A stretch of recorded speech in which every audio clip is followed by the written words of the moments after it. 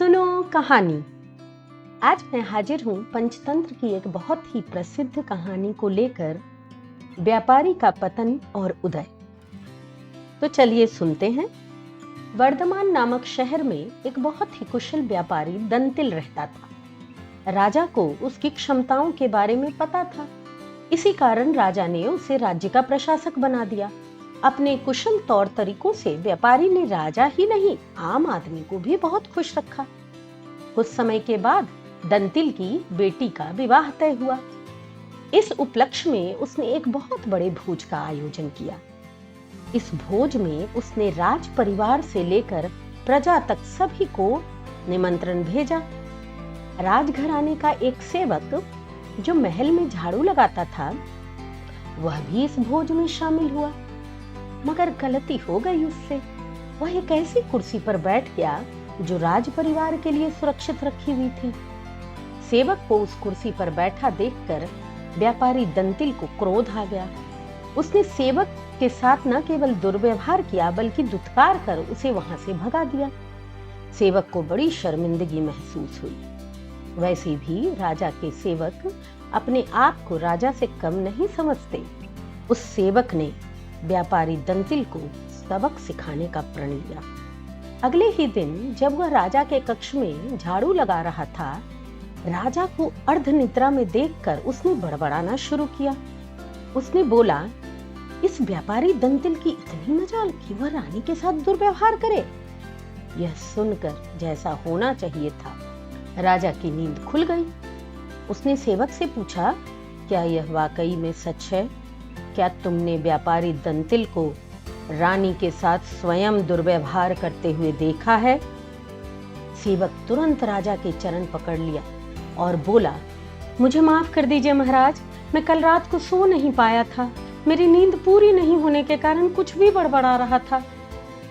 यह सुनकर राजा ने सेवक को तो कुछ नहीं कहा, लेकिन राजा के मन में शक तो पैदा हो ही गया। उसी दिन से राजा व्यापारी दंतिल के महल में घूमने फिरने पर पाबंदी लगा दिया। अधिकार भी उसके कम कर दिए गए। अगले दिन जब व्यापारी दंतिल महल में पहुंचा तो उसे सैनिकों ने रोक दिया। यह देख व्यापारी दंतिल को बहुत आश्चर्य हुआ।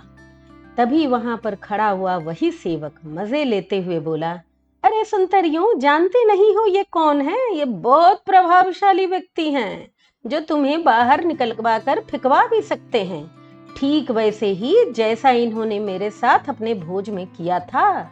जरा सावधान रहना।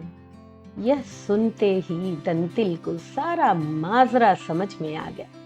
वह सेवक से माफी मांगने लगा। सेवक को अपने घर खाने पर बुलाया। व्यापारी दंतिल ने सेवक की खूब आवभगत की। फिर बड़ी विनम्रता से भोज वाले दिन किए गए अपमान को, भूलवश किया गया अपमान बताया और क्षमा मांगी और कहा कि मुझसे बहुत बड़ी भूल हो गई। सेवक तो सेवक था, थोड़ा सा सम्मान पाकर फिर खुश हो गया। व्यापारी दंतिल से बोला, आप चिंता न करें, मैं राजा से आपका खोया हुआ सम्मान आपको जरूर वापस दिलवाऊंगा। अगले दिन फिर वह राजा के कक्ष में झाड़ू लगा रहा था।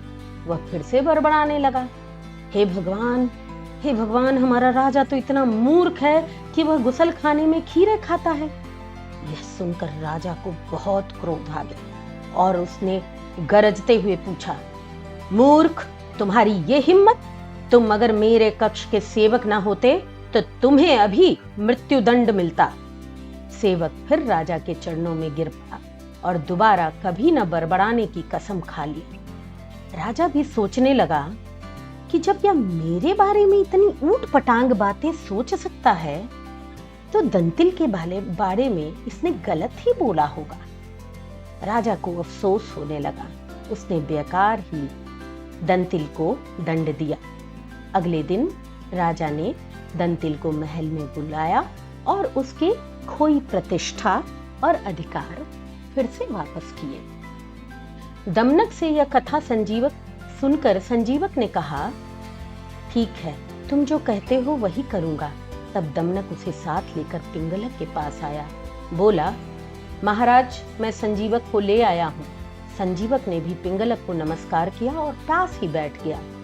पिंगलक ने संजीवक बैल के ऊपर अपना दाहिना हाथ रखते हुए पूछा, आप इस वन में कहां से आए हैं?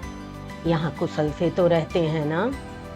संजीवक ने अपनी सारी सच्ची कथा उसको सुना दी। पिंगलक ने उसकी कथा सुनकर उससे कहा, तुम निडर होकर मेरे द्वारा सुरक्षित इस वन में विचरण करो। इसके बाद पिंगलक ने अपने जंगल का राजकाज नए मंत्रियों कर्टक और दमनक को सौंप दिया और खुद संजीवक के साथ आनंद से रहने लगा। संजीवक ने कुछ ही दिनों में अपनी बुद्धि के प्रभाव से जंगली पिंगलक की हिंसक और क्रूर आदतें छुड़ा दी और उसे धर्म के कर्म में लगा दिया। पिंगलक भी उसकी बातों में रुचि लेने लगा।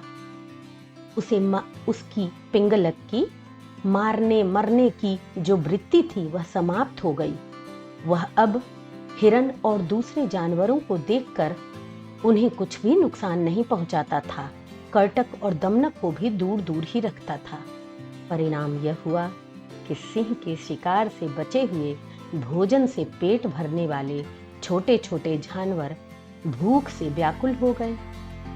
कर्टक, दमनक और दूसरे जानवर इस स्थिति पर चिंता करने लगे। वे सोचने लगे, जब भगवान शंकर के गले में लिपटा हुआ सांप गणेश जी के वाहन चूहे को निगल जाना चाहता है, जब कार्तिकेय का वाहन मोर शंकर जी के सांप को खाना चाहता है, जब सांप को मारकर खाने वाले मोर को भी पार्वती का वाहन सिंह खाने की इच्छा रखता है, यानी सब जो दुश्मन हैं एक दूसरे को खाने की इच्छा रखते हैं, तब यह हिंसा का नाटक क्यों? दमनक ने कर्टक से कहा, अरे भाई, अब तो पिंगलक और संजीवक में ऐसी प्रगाढ़ मित्रता हो गई है कि पिंगलक हम लोगों से ही विमुख हो गया है।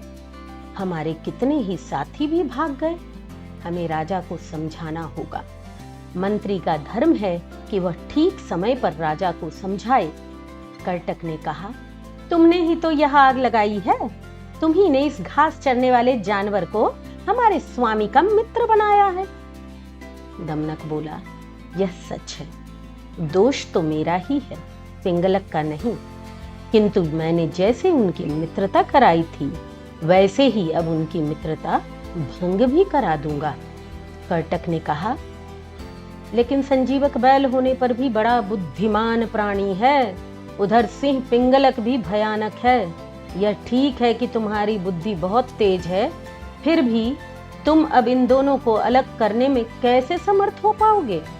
दमनक ने कहा, भाई, असमर्थ होते हुए भी मैं समर्थ हूं। जो काम बल से पूरा नहीं हो पाता, उसे भी बुद्धिमान मनुष्य बुद्धि से पूरा कर लेते हैं। जैसे कौवे ने सोने के सूत्र के सहारे विषधर काले नाग का अंत कर दिया था। कर्टक ने उत्सुकता से पूछा, वह कैसे हुआ था? दमनक ने कहा, तो सुनो कहानी की अगली कड़ी।